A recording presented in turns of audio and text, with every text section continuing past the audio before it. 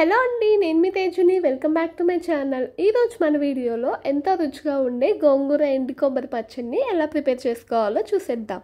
ఈ గోంగూర ఎండు కొబ్బరి పచ్చడికి ముందుగా మనం పుల్లగా ఉండే కొండ గోంగూర కట్టల్ని ఒక 5 తీసుకోవాలండి. ఆ తర్వాత ఈ గోంగూర ఆకులన్నిటిని తెంపుకొని ఒక బౌల్లో వేసుకోండి.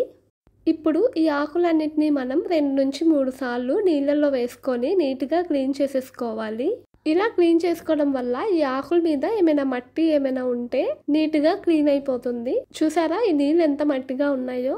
ఇప్పుడు మనం ఈ పచ్చడిలో ఏమేమి ఇంగ్రీడియంట్స్ వేస్తామో తెలుసుకుందాం. ముందుగా మనకి 15 నుంచి 20 దాకా ఎండుమిరపకాయలు కావాలండి.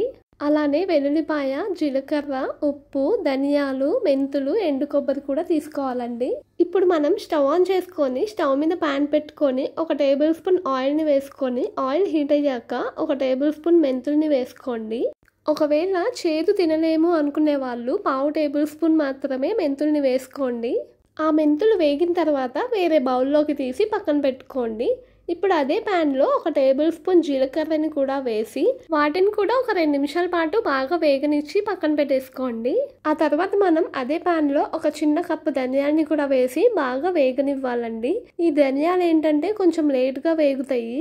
ఇలా ఈ ధనియాలు వేగిన తర్వాత కొంచెం కలర్ చేంజ్ అవుతాయండి. ఆ టైంలో మనం వీటిని తీసేసి వేరే బౌల్లోకి ట్రాన్స్ఫర్ చేసేసుకోవడమే. ఇప్పుడు మనం అదే ప్యాన్లో 1 టేబుల్ స్పూన్ ఆయిల్ని వేసుకొని ఆయిల్ హీట్ అయ్యాక ఎండుమిరపకాయని వేసి ఒక 3 నిమిషాలు బాగా వేగనివ్వండి.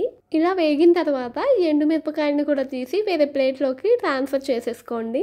ఇప్పుడు మనం ఇదే ప్యాన్లో ఒక 2 టేబుల్ స్పూన్ల ఆయిల్ని వేసుకొని ముందుగా మనం క్లీన్ చేసుకొని పెట్టుకున్న గోంగూర ఆకులన్నిటిని వేసి బాగా మిక్స్ చేసుకోండి. ఈ గోంగూరలో వైటమిన్ సి అనేది ఎక్కువగా ఉంటుందండి. ఎవరికైనా జలుబు, దగ్గు ఇలాంటివి ఉన్న వాళ్ళకి ఈ గోంగూర పచ్చడిని వారానికి 1 సారైనా 2 సార్లు అయినా పెట్టండి. ఎందుకంటే తరచుగా జలుబు, దగ్గు ఇలాంటివి ఉన్నప్పుడు మనలో ఇమ్యూనిటీ అనేది చాలా తక్కువగా ఉంటుందండి. అందుకని ఈ వైటమిన్ సి ఫుడ్స్ తీసుకోవడం వల్ల మన ఇమ్యూనిటీ అనేది పెరుగుతుందండి.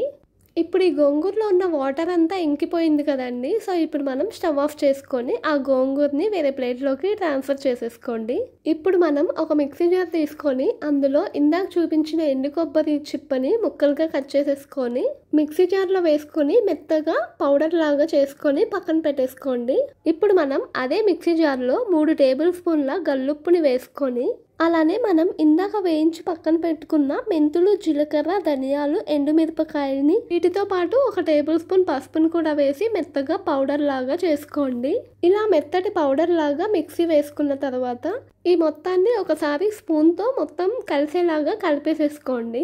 ఇప్పుడు ఇందాక మనం పొడిలాగా చేసుకున్న ఎండు కొబ్బరి పొడిని వేసి అలానే వేయించిన గోంగూరని కూడా వేసి వాటితో పాటు పొట్టు తీసేసిన వెల్లుల్లిపాయ గర్భాలను వేసి ఒకసారి మొత్తాన్ని కలిపేసేసుకొని రుచి చూసుకోండి. ఉప్పు కొంచెం సరిపోకపోతే ఉప్పుని యాడ్ చేసేసుకొని వీటన్నిటిని మెత్తగా గ్రైండ్ చేసేసుకొని పక్కన పెట్టేసుకోండి. ఇప్పుడు స్టవ్ ఆన్ చేసుకొని స్టవ్ మీద ప్యాన్ పెట్టుకొని ఇందులో 4 టేబుల్ స్పూన్ల ఆయిల్ని వేసుకోండి. ఈ ఆయిల్ కొంచెం హీట్ అయిన తర్వాత 2 టేబుల్ స్పూన్ల పచ్చిశనగపప్పు, అలానే 1 టేబుల్ స్పూన్ మినపప్పు, అలానే 1 టేబుల్ స్పూన్ ఆవాలను వేసి ఆవాలు చిటపటలాడిన తర్వాత ఇందులో 5 నుంచి 6 ఎండుమిరపకాయలను వేసి ఒక 2 నిమిషాల దాకా బాగా వేగనివ్వండి. ఇప్పుడు మనం ఇందులోకి ఒక గుప్పెడు కరివేపాకును వేసుకొని బాగా మొత్తం కలిసేలాగా మిక్స్ చేసేసుకోండి.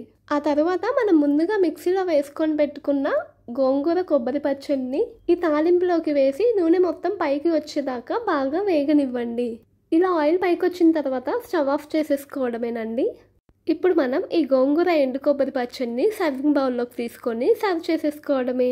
అంతే అండి. ఈ వీడియో కనుక మీకు నచ్చినట్లయితే లైక్ చేసి షేర్ చేసి మరిన్ని ఇంట్రెస్టింగ్ వీడియోల కోసం నా ఛానల్ని మీరు సబ్స్క్రైబ్ చేసుకోండి. Thank you for watching.